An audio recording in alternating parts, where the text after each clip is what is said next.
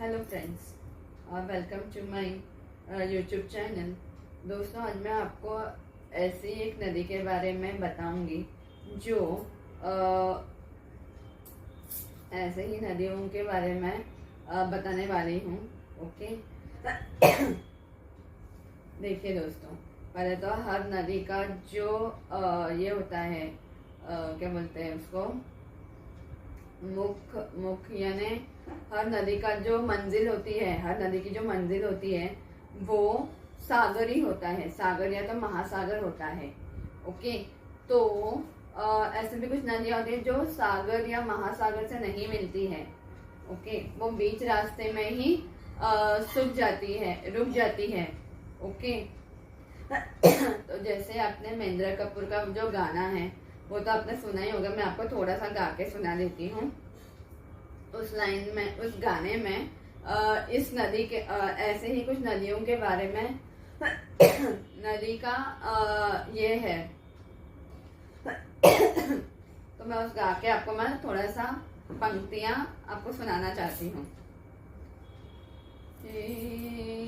नीले गगन के तले धरती का प्यार पले, ऐसी ही जग में आती है सुबह, ऐसे ही शाम ढले। नीले गगन के तले। इसी गाने में आगे एक पंक्तियां हैं दोस्तों, जो है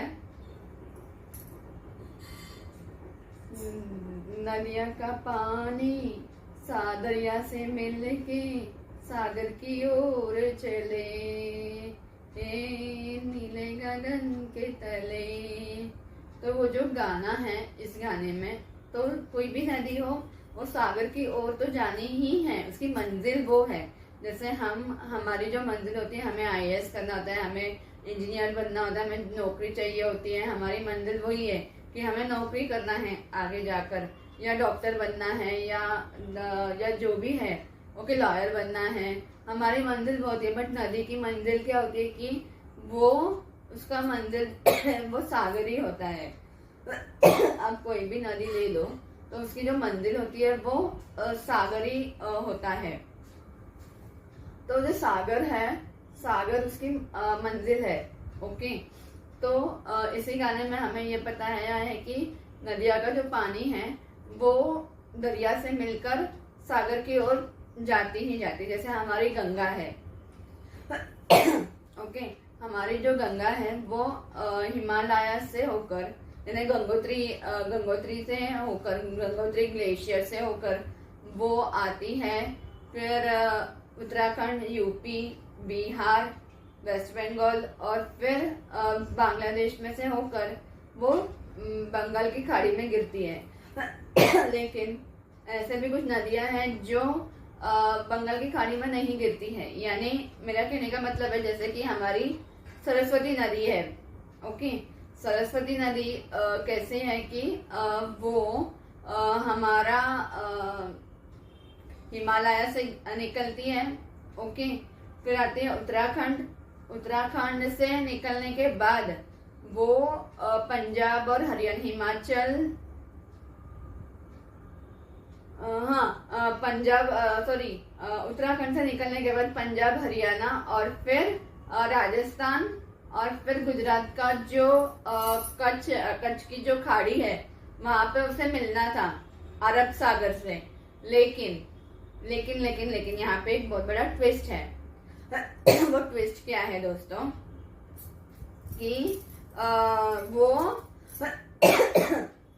हमारी जो सरस्वती नदी है वो राजस्थान का जो रेगिस्तान है ना, राजस्थान का जो डेजर्ट एरिया है, जैसे जैसलमेर हो गया, वहां पर आपको बहुत बड़ा रेगिस्तान दिखेगा। ओके, और रेगिस्तान में वो लुप्त हो चुकी है। ओके, उसका रीजन में मैं आपको आगे बताऊंगी। यानी जो मैं आपको बताने वाली हूँ जिस नदी के बारे में, वो नदी और ये नदी का आप कंपैरिजन भी मैं आपको बताऊंगी। ओके, एक एक पॉइंट आपको मैं कंपैरिजन भी मैं बताने वाली हूँ। और जो मैं अभी आगे आपको बताने वाली हूँ वो नदी के बारे में भी वैसे ही है। वो भी नदी इक्वल टू सरस्वती नदी। ओके, तो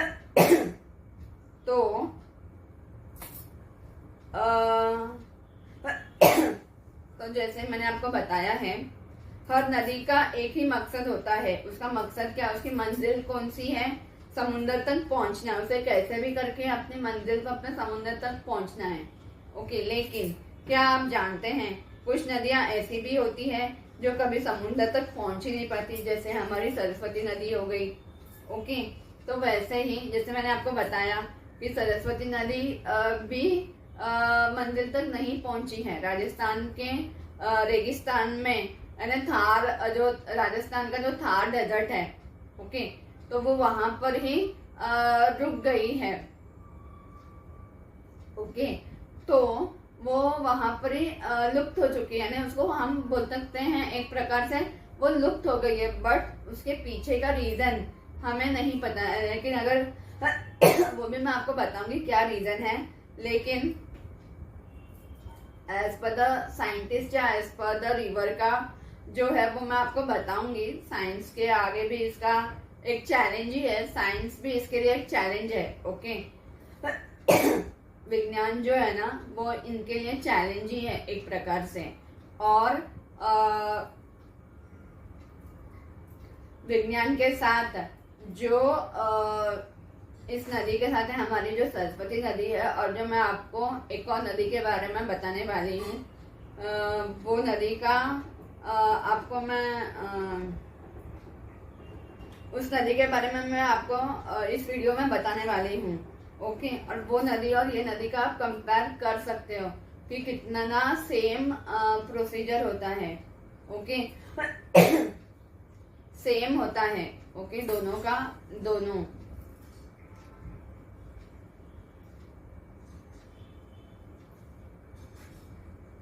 तो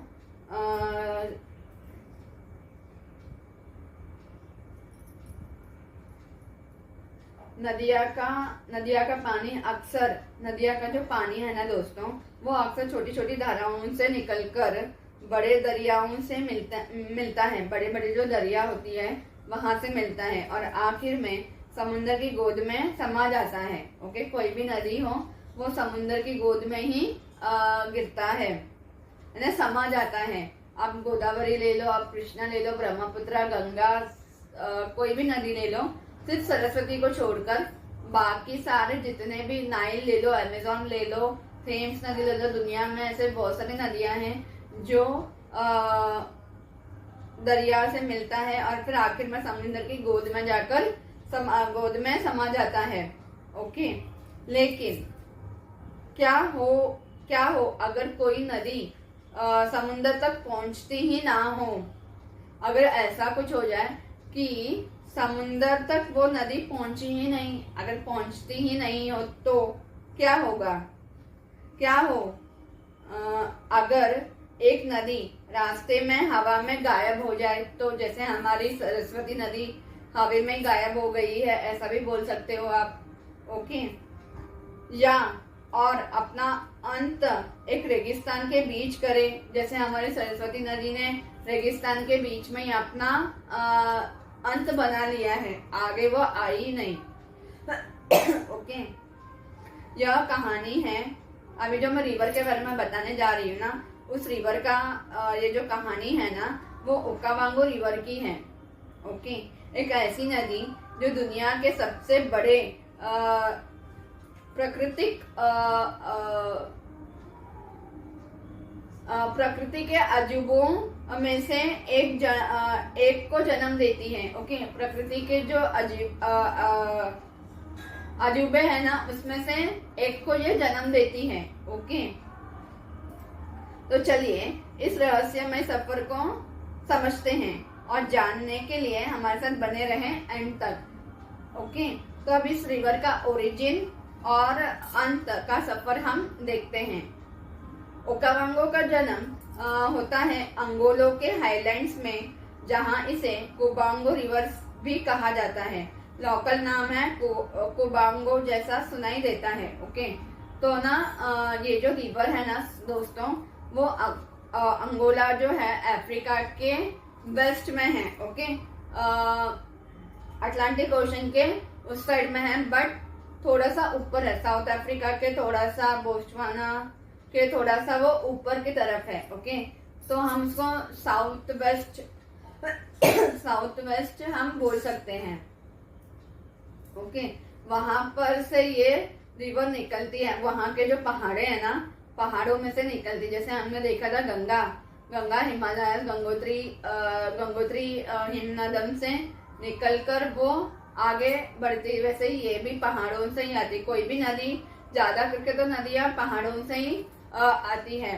ओके, तो वहां पे जो लोकल नाम है ना, उसको वहां पे जो लोकल वहां के जो लोकल लोग हैं ना, वहां के सिटीजन्स जो है, उसको ओकावांगो रिवर को कुबांगो रिवर भी बोलते हैं। ओके, वहां के लोगों का कुबांगो रिवर भी कहा जाता है, वहां के लोकल लोग बोलते हैं। ओके, और कुबांगो जैसा ही लोकल नाम भी कुबांगो जैसे ही सुनाई देता है। और यह नदी लगभग 1600 किलोमीटर का सफर तय करती है, और वो भी 3 देशों से होकर, जैसे हमारी ब्रह्मपुत्र नदी है। ओके, यहाँ पे हम ब्रह्मपुत्र नदी का एग्जाम्पल लेते हैं। ब्रह्मपुत्र नदी या सिंधु नदी का भी हम एग्जाम्पल ले सकते हैं। सिंधु नदी भी तिब्बत से मानव सरोवर जो है वहां से होकर इंडिया से फिर पाकिस्तान होकर, हाँ, वो पाकिस्तान के कराची से अरब सागर में आती है। ओके, वैसे ही हमारी ब्रह्मपुत्र नदी भी पहले तिब्बत से होती है, मानव सरोवर से, उसका भी जन्म मानव सरोवर ही है। फिर वहां से वो इंडिया आती है, इंडिया से बांग्लादेश आती है, बांग्लादेश से बंगाल की खाड़ी में मिलती है। ये 3 देश हो गए। ओके, तो ये जो ओकावांगो रिवर है वो भी आपको 3 देशों से होकर गुजरती है। ओके, उन 3 देशों का नाम क्या है? पहले तो अंगोला, जहां से उसका जन्म हुआ है, वहां पे तो हो गई। फिर नामीबिया, फिर बोत्सवाना। नामीबिया में यह एक पतली सी हाँ, ये 3 देश से होकर गुजरती है। लेकिन हाँ, नामीबिया में यह एक पतली सी जमीन का हिस्सा से गुजरती है, जिसे कैप्रीवी स्ट्रिप कहते हैं। ओके, अभी आप पूछोगे मुझे कैप्रीवी स्ट्रिप होता क्या है? वो है ना दोस्तों, उसके बारे में मैं आपको बताती हूँ।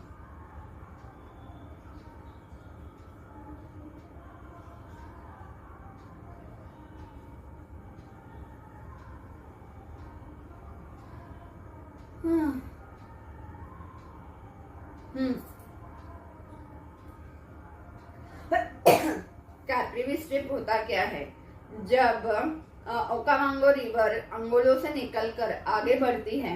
ओके, अंगोलो से तो निकलती है वो, और फिर आगे बढ़ती है, यह एंटर करती है नामीबिया के एक अजीब और पतले से हिस्से में। वहां पर है ना, नामीबिया का जो देश है ना, वहां पर है ना एक ऐसे अजीब से पतले से हिस्से में वो एंटर करती है।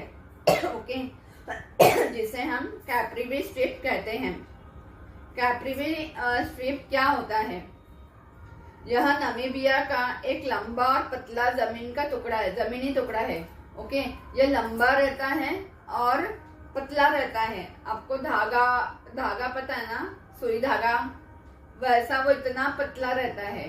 ओके, पतला सा जमीनी का टुकड़ा है। ओके, जो बाकी देश से अलग सा लगता है, बाकी देशों से ना वो अलग लगता है, जैसे किसी ने मैप पर एक लाइन खींच दी हो। अभी हम मैप देखते हैं तो मैप पे हम लाइन खींचते हैं, पता है ना आपको?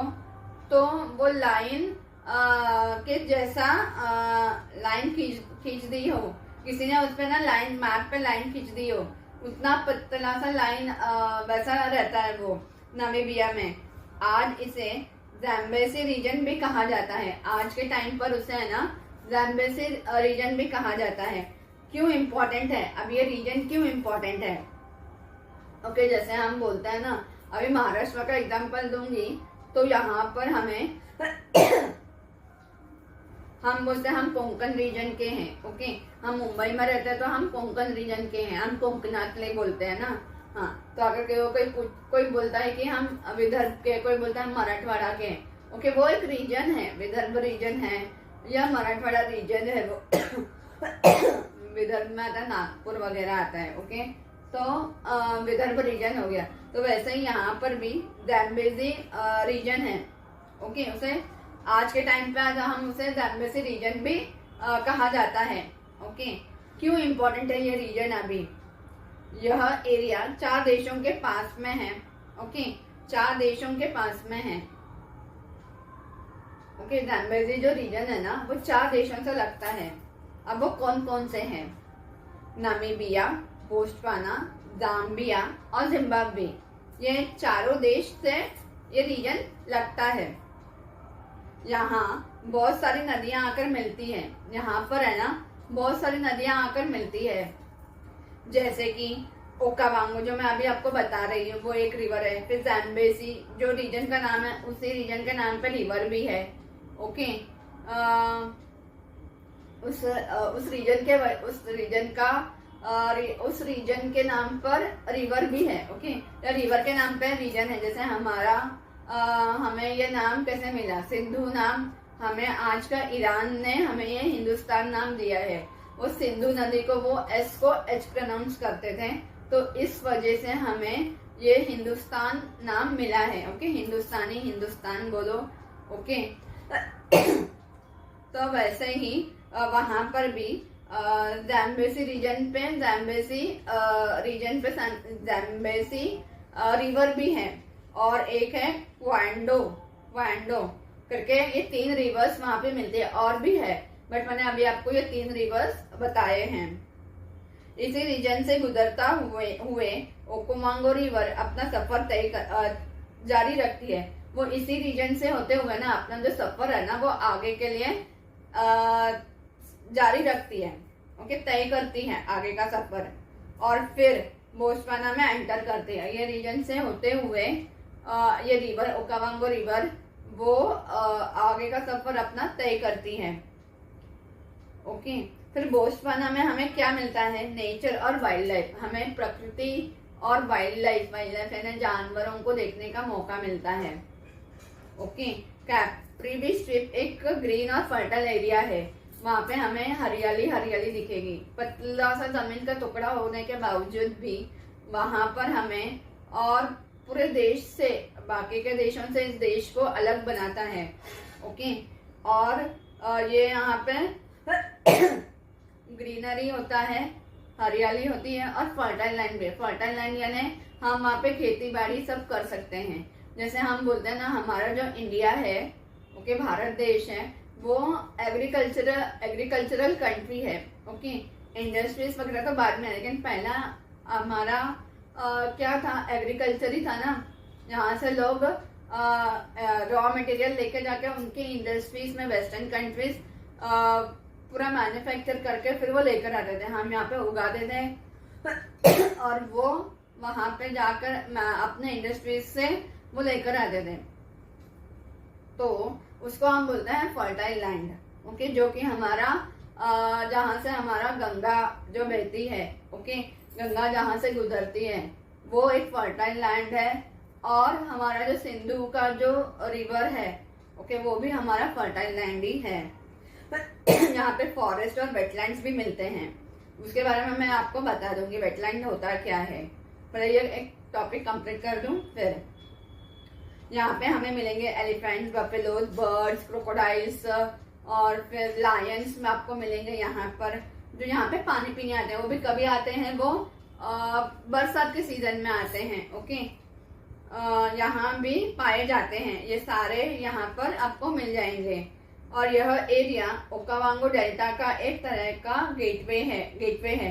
जैसे ना यहाँ पर आपको ये जो एरिया है, आपको जो ज़ैम्बेज़ी जो रीजन है ना, वो एक प्रकार से ओकावांगो डेल्टा कहा जाता है। और अगर कोई पूछे आपको तो दुनिया का सबसे बड़ा डेल्टा कहाँ पर है, तो ना ही नाइल का है, ना ही अमेजोन का है, ना ही बाकी रिवर्स का है, गोदावरी, कृष्णा या बड़े बड़े जितने भी रिवर्स है उनमें से किसी का भी सबसे बड़ा डेल्टा नहीं है। जो सबसे बड़ा डेल्टा है वो होता है हमारा गंगा और ब्रह्मपुत्र का डेल्टा। अभी आप पूछोगे डेल्टा क्या होता है, वो भी मैं आपको बता दूंगी। हाँ, पहले ये वाला कर लूं मैं। हाँ, तो यहाँ पे कैप्रिवी स्ट्रिप के बारे में आपको मैं समझा देती हूँ। अंगोलों से निकलकर यह नदी पहुंचती है नामीबिया के एक पतले से हिस्से में कैप्रिवी स्ट्रिप में, जहाँ यह शांत से बहती हुए अपना सफर जारी रखती है। वहां पे एकदम शांति से बहती है, कोई ये नहीं होता है, एकदम शांत होता है। यह एरिया इतना अद्भुत है कि यहाँ एक ही जगह पर कई देशों की सीमाएं मिलती है। और यह एरिया जो है ना, मैंने आपको बताया था कि 4 देशों की जो सीमाएं वो यहाँ पर मिलती है। ओके, बहुत सारी नदियां भी वहां पे मिलती है। और फिर यहीं से नदी आगे बढ़कर बोत्सवाना के अंदर प्रवेश करती है। ओके, तो जैसे किसी रहस्य का द्वार से गुजरते हुए यह नदी कैप्रिवी स्ट्रिप को पार करती है। हाँ, जैसे किसी रहस्य का द्वार से गुजरते हुए और जैसे किसी रहस्य का जो द्वार है ना, उसको उससे द्वार से गुजरते हुए यह नदी कैप्रिवी स्ट्रिप को पार करती है। और फिर शुरू होता है इसका सबसे अनोखा रूप। उसके बाद में इसका अनोखा रूप शुरू होता है, जैसे उसका जो यह अनोखा रूप है वो शुरू होता है। तो मैं अभी आपको डेल्टा और वेटलैंड के बारे में भी बताती हूँ।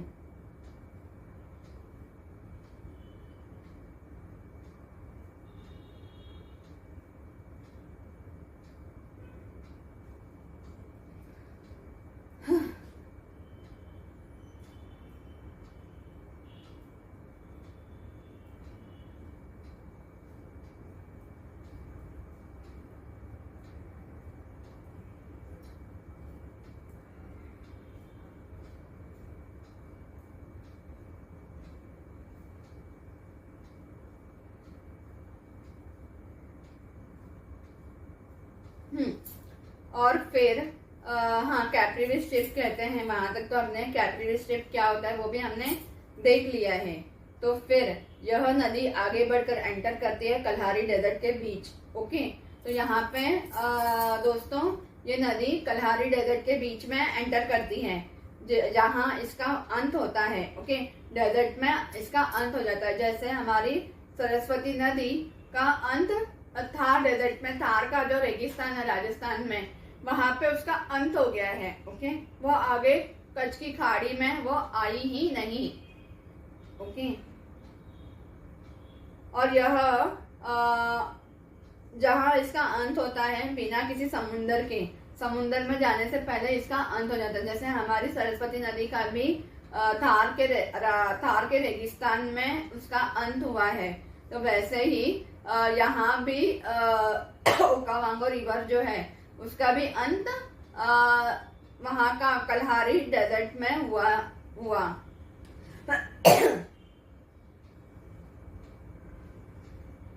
यह अब कल्हारी डेजर्ट क्या होता है वो भी मैं आपको बता दूं।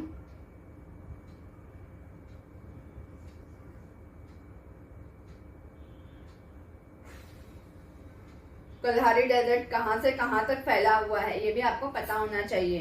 तो आप बिल्कुल हाँ, कल्हारी डेजर्ट जो है, कल्हारी डेजर्ट अफ्रीका के सदर्न पार्ट में फैला हुआ एक विशाल सेमी एरिड आधा रेगिस्तान रीजन है। वहां पर क्या ना, ये पूरी तरह से रेगिस्तान नहीं है दोस्तों, यह आधा सेमी एरिड रेगिस्तान है। जैसे सेमी वॉशिंग मशीन होता है ना, यानी हमको वॉशिंग मशीन में कैसा करना होता है कि कपड़े डालने होते हैं पानी, फिर बाद में उसको सोकिंग के लिए अलग सा वो टब दिया होता है। ओके, सेमी वॉशिंग मशीन होता है, वैसे ये सेमी एरिड है, थोड़ा रेगिस्तान है, थोड़ा लैंड है। ओके, पूरी तरह से ये रेगिस्तान नहीं है। इन शॉर्ट में मैं अगर आपको समझा पाऊं तो ओके, आधा रेगिस्तान है, आधा रेगिस्तान का रीजन होता है। कहां से कहां तक फैला हुआ है यह डेजर्ट? मेनली ज्यादा करके तो बोत्सवाना के अंदर सबसे ज्यादा एरिया कवर करता है। ये बोत्सवाना के अंदर ही सबसे ज्यादा एरिया कवर करता है, और साथ ही यह एक्सटेंड भी होता है। और साथ में ये कहाँ तक एक्सटेंड, ज्यादा पार्ट तो इसका बोस्टवाना में ही है, लेकिन इसका और भी एक्सटेंड हुआ है, जो है नामीबिया के ईस्टर्न पार्ट में। नामीबिया जो है ना उसका ईस्टर्न यानी पूर्वी का पार्ट, पूरब का पार्ट, ओके, पूरब का पार्ट, और दक्षिण अफ्रीका के उत्तरी भाग में, ओके, वहां तक फैला हुआ है। और इसका जो टोटल एरिया है, ओके, तो उसका टोटल एरिया कितना है उस डेजर्ट का, उस रेगिस्तान का 9 लाख स्क्वायर किलोमीटर तक फैला हुआ है पूरा मिलाकर, ओके। पहले तो बोस्टवाना, फिर नामीबिया, और नामीबिया का ज्यादा पार्ट तो बोस्टवाना में ही है, ओके। फिर आता है आपका नामीबिया का पूर्वी का पार्ट, पूरब का पार्ट, और साउथ अफ्रीका का उत्तर साउथ अफ्रीका का पार्ट, और उसका टोटल एरिया है 9 लाख स्क्वायर किलोमीटर। तो यह नदी आगे बढ़ते हुए पहुंचती है कल्हारी डेजर्ट में, जो बोस्टवाना से लेकर नामीबिया और साउथ अफ्रीका तक फैला हुआ एक विशाल रेगिस्तान है। हाँ दोस्तों, ये इतना बड़ा विशाल रेगिस्तान है जिसका एरिया आता है 9 लाख स्क्वायर किलोमीटर। ये बोस्टवाना से लेकर, नामीबिया से लेकर साउथ अफ्रीका तक फैला हुआ है, और यही इसका पानी धीरे धीरे जमीन में समा जाता है। यहाँ पर है ना, इसका जो पानी है ना वो धीरे धीरे जमीन में समा जाता है या हवा में उड़ जाता है। इसका भी मैं आपको बताऊंगी।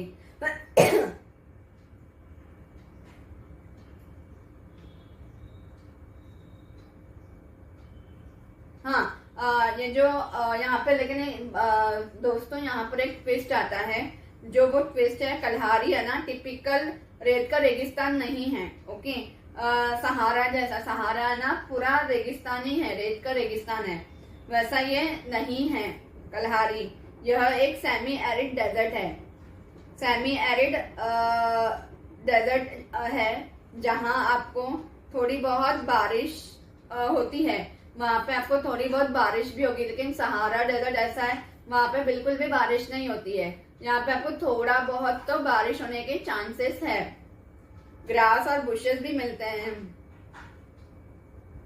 आपको घास और बुशेस भी मिलते हैं। इसी वजह से ओकावांगो डेल्टा यहाँ सरवाइव कर पाता है, ओके। इसी वजह से ना वहां पर ओकावांगो जो डेल्टा है वो यहाँ पे सरवाइव कर पाता है, वरना यह भी पूरी तरह से सूख जाता। ये सिर्फ थोड़ा बहुत बारिश होती है, आपको ग्रासेस, आपको घास फूस वो सब आपको वहाँ पे उगते हैं, तो इसके वजह से वो जिंदा है, वरना ओकावांगो रिवर भी कब का मर गया होता। जैसे हमारा सरस्वती नदी है, ओके, उनकी सरस्वती नदी अभी हमारी वहाँ पे बारिश ही नहीं होती है। पहली बात तो अगर बारिश होती तो हमारी सरस्वती नदी वहाँ पे कभी सूखती नहीं या लुप्त नहीं होती। बारिश ही नहीं होता है वहां पे, तो वो लुप्त हो गई है, ओके। तो एक तरफ है रेगिस्तान, तो दूसरी तरफ बहता है पानी। एक तरफ रेगिस्तान है, यानी समझ लो इतना बड़ा रेगिस्तान है, एक सर्कल, ओके, जो 360 का होता है, उसमें से 50% रेगिस्तान है और 50% में पानी जमा होता है, और बीच में जन्म लेता है एक जीवित स्वर्ग, और उसके बीच में जो है ना वहां पे जीवित स्वर्ग का जन्म होता है दोस्तों। और यही है कल्हारी का सबसे बड़ा रहस्य, और यही है जो 50% यहाँ पे तो पानी है और यहाँ पे रेगिस्तान है, ओके। इसलिए हम इसको सेमी एरिड डेजर्ट बोलते हैं। और जो सहारा डेजर्ट है वो वहां पे पूरा 100% डेजर्ट ही है, वो 100% रेगिस्तान है। और यह ऐसा नहीं है कल्हारी का 50% रेगिस्तान है, तो 50% में पानी है, बारिश भी होती है वहां पर। यही है कल्हारी का सबसे बड़ा रहस्य। इसी वजह से कल्हारी में वो ओकावांगो रिवर जो है वो सूखी नहीं है, ओके, वो जीवित है। अगर बारिश नहीं होती हमारे राजस्थान जैसा अगर होता तो ओकावांगो रिवर भी कब का लुप्त हो गई होती।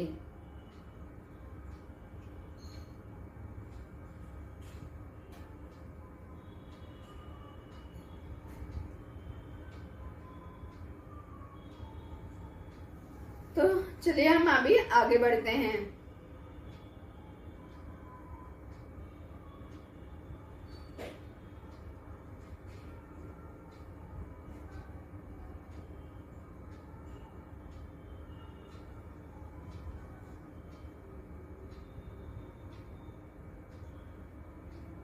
हाँ, जहाँ इसका अंत होता है बिना किसी समुंदर के, यह डेल्टा बनाती है पर अलग तरीके से। यहाँ पर है ना दोस्तों, एक डेल्टा तो बनाती है बट वो अलग तरीके से डेल्टा बनाती है। ओके, बोस्टवाना पहुंचती है। यह जो ओकावांगो रिवर है ना, वो बोस्टवाना पहुंचती है। यह नदी बनाती है ओकावांगो डेल्टा। अभी डेल्टा क्या होता है दोस्तों? जब एक नदी अपने अंत में कई छोटी छोटी धाराओं में टूटकर एक बड़ा एरिया कवर करती है, उसे हम डेल्टा कहते हैं। ओके,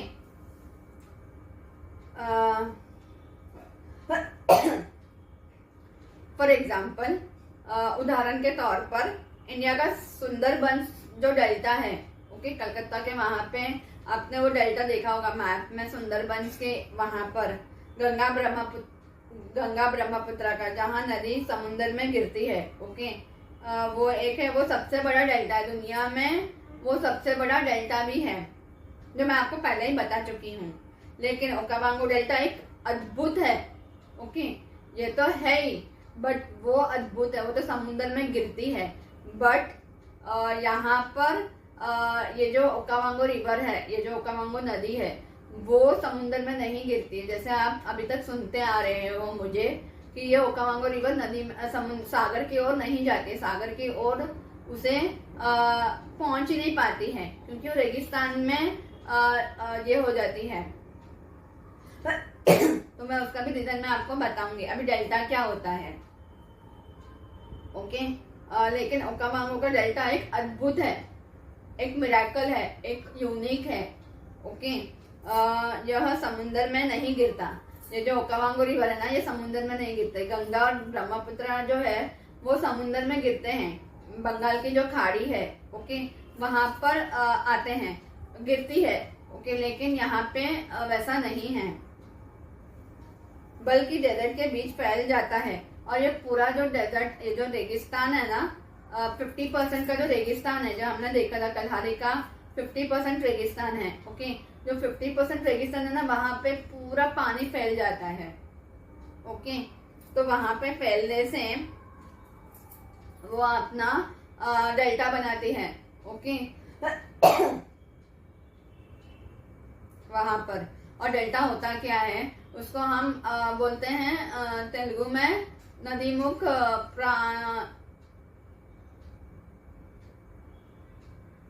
हाँ, उस जगह को हम क्या बोलते हैं, नदीमुख प्रांतम। जैसे हमारी गोदावरी नदी है। ओके, यहाँ पे मैं एक और एक एग्जांपल देती हूँ। हमारी जो गोदावरी नदी है वो त्र्यंबकेश्वर से स्टार्ट होती है, नासिक महाराष्ट्र से। ओके, फिर वो आते आते आते महाराष्ट्र से तेलंगाना, तेलंगाना से आंध्र प्रदेश आती है। आंध्र प्रदेश में अगर आप देखोगे तो अंतर्वेदी में उसका माउथ है। ओके, उसका जो द्वार है उसको हम ऐसा भी बोल सकते हैं, नदीमुख द्वारम नदीमुख द्वारम भी हम उसे बोल सकते हैं। ओके, द्वार या द्वारम। तो वो नदी वहाँ, वो जो द्वार है नदी का अंतर्वेदी के पास। ओके, अंतर्वेदी में जाने से पहले, अंतर्वेदी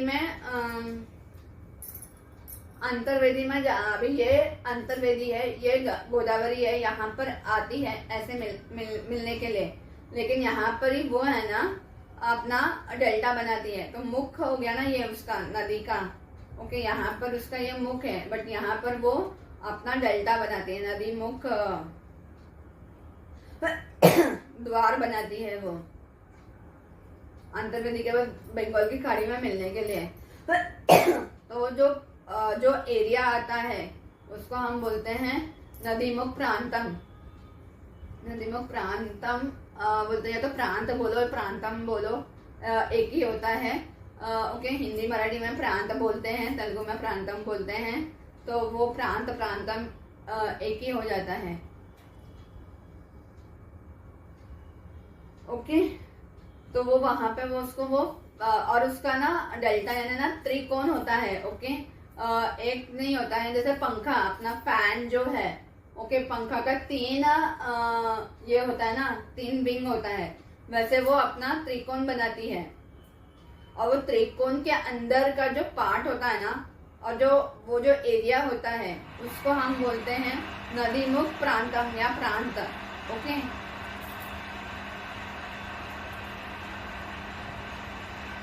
तो ये है उसको हम डेल्टा बोलते हैं, जबकि ये रेगिस्तान में अपना डेल्टा बनाती है। ओके, और हमारी जो गंगा ब्रह्मपुत्र है वो समुद्र में गिरती है, गोदावरी का भी समुद्र में आता है। ओके, गोदावरी बोलो, गंगा ब्रह्मपुत्र बोलो, या कोई भी नदी का ले लो, वो डेल्टा बनाती है, बट वो समुद्र में गिरती है। बट ये रेगिस्तान में अपना डेल्टा बनाती है। ये इसकी खास बात है। एक यह अद्भुत प्रकृति का एक ये है, प्रकृति का करिश्मा बोल सकते हो, या कुदरत का मिरेकल बोल सकते हो, या कुदरत का आप मिरेकल बोल सकते हो, कुदरत का वंडर भी बोल सकते हो। ओके, वैसा भी आप बोल सकते हो। और यहाँ पर है ना आपको जो मैंने आपको बताया था कि वेटलैंड होता क्या, वेटलैंड का मतलब क्या, जो मैंने आपको पहले भी बताया था वेटलैंड होता क्या है, वो मैं आपको बताऊंगी आगे। तो वेटलैंड का मतलब क्या होता है दोस्तों, ओकावांगो डेल्टा असल में एक वेटलैंड इकोसिस्टम है। वेटलैंड होता क्या है, अब एक इकोसिस्टम तो है, बट उसका मतलब क्या होता है कि ऐसी जगह जहाँ जमीन हमेशा या ज्यादातर पानी से भरा रहती है, तो वहां पर ऐसा जमीन होता है वो ज्यादा करके वो पानी से भरा हुआ हो, उसको हम वेटलैंड बोलते हैं। ओके,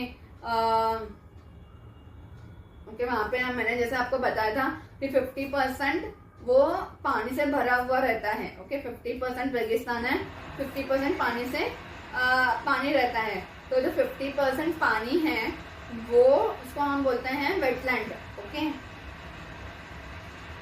वहां पे आपको अभी आपको वहां पे क्या क्या होगा, स्वैम्स होगा, मार्शेस होंगे, फ्लड प्लेन्स होगा, वहां पे फ्लड्स आते होंगे।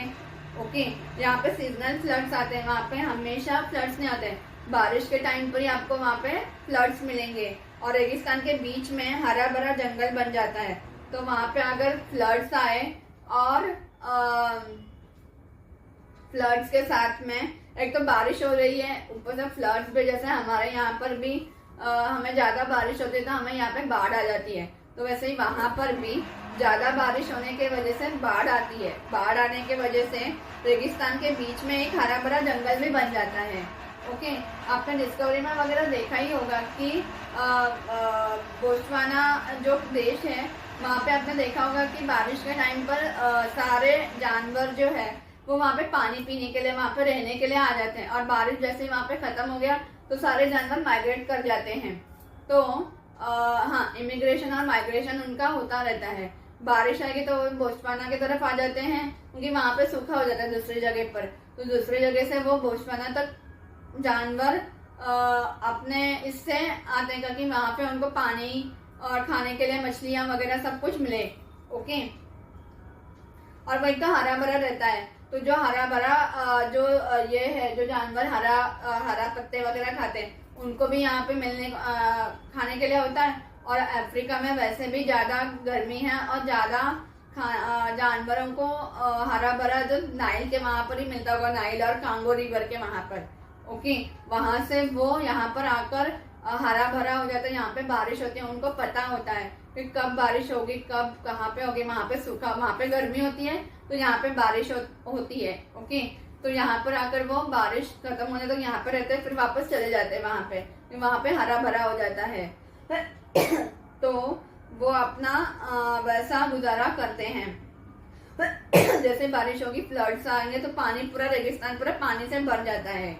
ओके, और जंगल भी बन जाता है, पानी से भरेगा तो पत्ते झाड़ आ जाएंगे, पूरा हरियाली हरियाली रहेगा, हरा भरा रहेगा। नेचर कितना, ये तो आपको मैं क्या बोलूँ कि नेचर का यानी प्रकृति का ये कितना ना करिश्मा है ये कि रेगिस्तान में बारिश होती है और जैसे हमारा दुबई हो गया, वहां पे रेगिस्तान है। ओके, सऊदी में रेगिस्तान है, दुबई में रेगिस्तान है, बट वहां पे बारिश नहीं होती है दोस्तों। रेगिस्तान में अगर होती तो आज दुबई कहाँ से कहाँ होता। दुबई बोलो, सऊदी बोलो, कोई भी कंट्रीज आप वहां के ले लो तो बहुत ही ज्यादा होता। वहां पे रेगिस्तान ज्यादा है, वहां पे बारिश होती नहीं है। मतलब आर्टिफिशियल तरीके से करवाते हैं आजकल, लेकिन पहले तो वहां पे पूरा रेगिस्तान ही है। ओके, तो वहां पे बारिश नहीं होती, बट यहाँ पे रेगिस्तान में बारिश होती है। तो इस वजह से ये नदी जो है ना वो हरा भरा, वहां पे हरा भरा हो जाता है, तो जानवर वहां पे थोड़े टाइम के लिए रहने के लिए आ जाते हैं। तो अभी वो वाइल्ड लाइफ वहां पे जिंदा स्वर्ग है। ओके, वो प्रकृति का नजारा है कि वहां पे रेगिस्तान में जानवर आकर पानी पीते हैं, हरियाली होती है। आपने कभी ऐसा देखा है कि रेगिस्तान में हरियाली? अगर आप राजस्थान जाओ, राजस्थान का जो थार रेगिस्तान है, वहां पे आपको हरियाली बिल्कुल नहीं दिखेगी, क्योंकि वहां पे बारिश ही नहीं होती है। अगर बारिश होती तो वहां पे भी हरियाली हो जाती। ओके, लेकिन वहां पे हरियाली होती ही नहीं है, क्योंकि बारिश ही नहीं है। और यहाँ पे रेगिस्तान में बारिश होगी तो ज्यादा बारिश होगी तो वहां पे फ्लड्स आ जाते हैं, बाढ़ आ जाती है। तो वहां पे लोग मतलब जानवर माइग्रेट कर लेते हैं। ओके, तो वहां पे अभी वो जिंदा स्वर्ग बन जाता है। ओके, इतना अच्छा होता है वो देखने के लिए। कुदरत का वंडर, कुदरत का मिरेकल बोल सकते हो आप। अगर आपको जाना है देखने के लिए तो आप जा सकते हो। और यह एरिया वाइल्ड लाइफ के लिए एक पैराडाइज भी है। हाँ, वाइल्ड लाइफ जैसे हम बोल सकते हैं, वाइल्ड लाइफ के लिए वो एक पैराडाइज, एक स्वर्ग ही है। ओके, जैसे वहां पे आपको एलिफेंट्स देखने को मिल जाएंगे। दुनिया के सबसे बड़े ग्रुप्स होते हैं एलिफेंट्स के। और हमें पता है कि अफ्रीका के जो हाथी होते हैं वो इंडियन हाथी से भी बहुत बड़े बड़े होते हैं। ओके, ये दोनों का कंपैरिजन आप कर सकते हो। फिर हिप्पोस है, हिप्पोपोटामस, जो दरियाई घोड़ा बोलते हैं हम उसे। पानी के डेंजरस गेम्स है वो।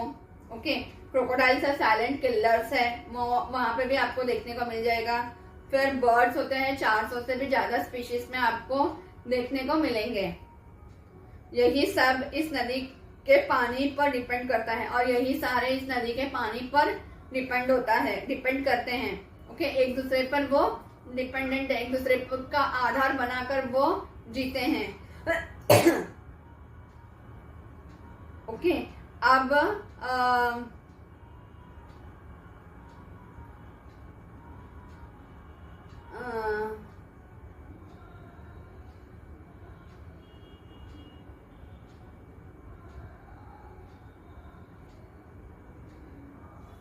हाँ, अभी हम आगे चलते हैं।